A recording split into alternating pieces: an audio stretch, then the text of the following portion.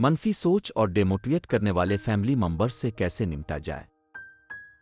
السلام علیکم دوستوں، آج کے ویڈیو میں ہم ایک بہت اہم موضوع پر بات کرنے جا رہے ہیں جو ہمیں اکثر اپنے خاندان کے افراد سے پیش آتا ہے، اور وہ ہے منفی سوچ اور ڈیموٹیویٹ کرنے والے فیملی ممبرز سے کیسے نمٹا جائے۔ ہم سب کو کبھی نہ کبھی ایسے لمحات کا سامنا ہوتا ہے جب ہمارے قریبی افراد جیسے کہ والدین، بہن بھائی یا دیگر رشتہ دار ہمیں ڈیموٹیویٹ کرتے ہیں، ہماری محنت اور خوابوں کا مذاق اڑاتی ہے۔ تو پھر سوال یہ ہے کہ ہم ایسی صورتحال میں کیا کریں؟ پہلا قدم یہ ہے کہ ہم منفی سوچ کو سمجھیں۔ جب کسی کے دماغ میں مسلسل منفی خیالات آتے ہیں تو وہ نہ صرف خود کو ڈاؤن فیل کرتا ہے بلکہ اپنے ارد گرد کے لوگوں پر بھی ان اثرات ڈالتا ہے۔ سب سے پہلے جب آپ کسی منفی بات کا سامنا کریں تو اس وقت اپنے جذبات پر قابو پانے کی کوشش کریں۔ غصے یا افسردگی کا فوری رد عمل دینا مشکل ہو سکتا ہے، لیکن تھوڑی دیر رک کر اور گہری سانس لے کر آپ اپنے رد عمل کو بہتر طریقے سے سمجھ سکتے ہیں۔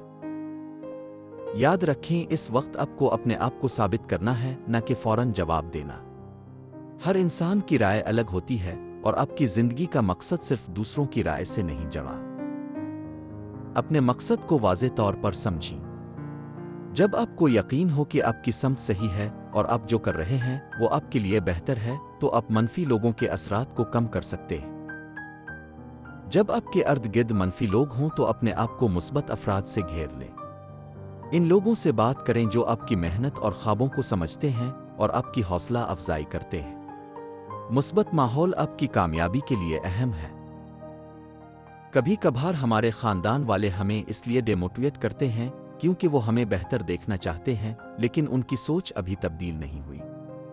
تسلیم کریں کہ تبدیلی وقت لیتی ہے اور اپنے فیصلوں پر ڈٹے رہیں۔ اپنے فیصلوں میں ثابت قدم رہنا اور نتائج کو دیکھنا ضروری ہے۔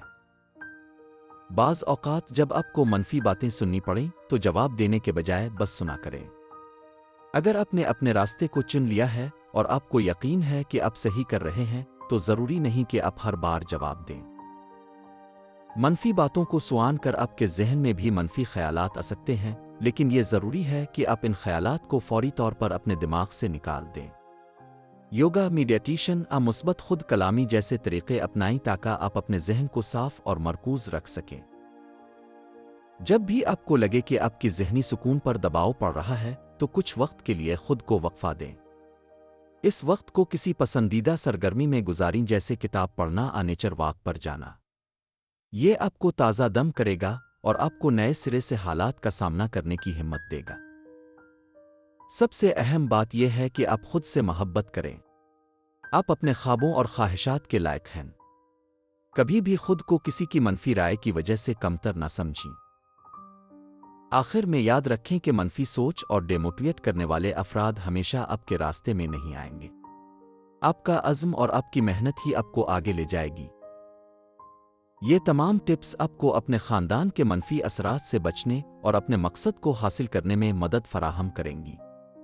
اگر آپ انہیں اپنی زندگی میں اپنائیں گے تو آپ نہ صرف اپنے آپ کو مضبوط بنائیں گے بلکہ اپنے خوابوں کے قریب بھی پہنچیں گے۔